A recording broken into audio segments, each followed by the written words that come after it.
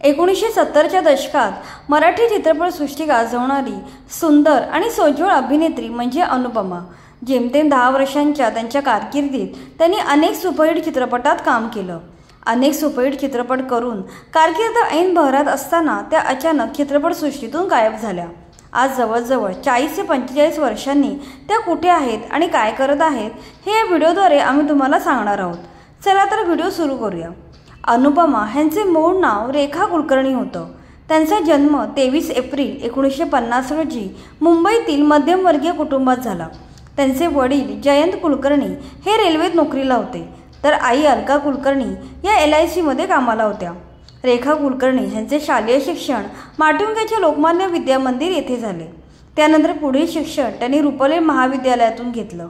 महाविद्यालयात असताना त्यांनी अनेक एकांकिका गाजवल्या होत्या।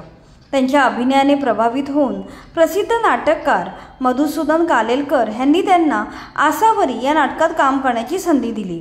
त्यावेळी त्या कॉलेजमध्ये शिकत होत्या आणि फक्त 17 वर्षांच्या होत्या। या नाटकातील त्यांनी साकारलेल्या अनुपमा या पात्रावरूनच त्यांना अनुपमा हे नाव पडलं।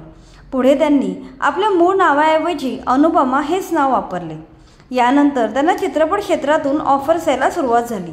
1968 साली राज दत्त यांच्या घरची राणी या चित्रपटातून त्यांनी मराठी सिनेविश्वात पदार्पण केलं।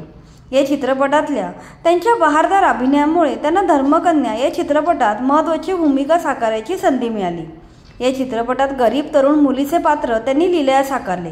गोड गोजिरी लाज लाजिरी ताई तू होणार नवरी हे या चित्रपटातील गाणे आजही लोकप्रिय आहे। त्यानंतर अनुपमा यांनी मागे वळून पाहिले नाही। एक माती अनेक नाती, आधार, तांबडी माती, देवमाणूस, नाते जडले 2 जीवांचे, पाठराखीण, राजा शिवछत्रपती, सापळा, परिवर्तन या गाजलेल्या चित्रपटांमध्ये त्यांनी महत्त्वपूर्ण भूमिका साकारल्या। धाकटी बहीण चित्रपटातील धुंदी कळ्यांना धुंदी फुलांना हे त्यांच्यावर चित्रित झालेले गाणं प्रचंड गाजलं होतं। मराठी चित्रपट गाजवल्यावर त्यांनी अनेक हिंदी चित्रपटातही यादगार भूमिका साकारल्या। त्यांनी हिंदीत संसार, दुनिया क्या जाने, सास भी कभी बहू थी, 2 बच्चे 10 हाथ, टॅक्सी ड्रायव्हर, पाप और पुण्य अशा सुपरहिट चित्रपटात काम केलं आहे। अनुपमा यांनी मराठी व हिंदी पाठोपाठ गुजराती चित्रपटसृष्टीतही काम केलं। धरती ना लोलू या गुजराती चित्रपटातील भूमिकेसाठी त्यांना गुजरात सरकारकडून अभिनयाचा राज्य पुरस्कार मिळाला। 1970 ते 1980 या काळात मराठी, हिंदी आणि गुजराती सिनेमात त्यांचा मुक्त विहार चालू होता। या काळात त्यांची ओळख बडोद्याचे डॉक्टर दिलीप धारकर यांच्याशी झाली। दोघांत मैत्री होऊन ते एकमेकांच्या प्रेमात पडले। त्यांनी लवकरच विवाह केला। विवाहानंतर अनुपमा पतीसोबत अमेरिकेतील शिकागोला निघून गेल्या आणि तेथे स्थायिक झाल्या। लग्न करून त्या अमेरिकेला गेल्या तरी त्यांनी अभिनयाशी असलेले नाते पूर्णपणे तोडले नाही।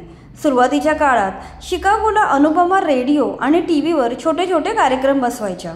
काही वर्षांनी 1998 साली त्यांनी ये मेरी आशिकी या हिंदी चित्रपटाची निर्मिती केली आणि त्यात त्यांनी अभिनयसुद्धा केला।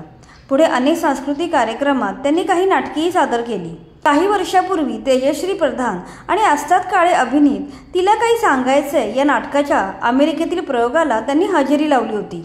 त्यावेळी तेजश्री प्रधानसोबत त्यांचा एक फोटो व्हायरल झाला होता। इतक्या वर्षांनी अनुपमा यांना पाहायला मिळाल्याने अनेक प्रेक्षकांना सुखद धक्का बसला होता। सध्या त्या आपल्या कुटुंबासोबत अमेरिकेला राहत आहेत। वेळ मिळेल तेव्हा चित्रपट आणि नाटके पाहत त्या वेळ व्यतीत करत आहेत।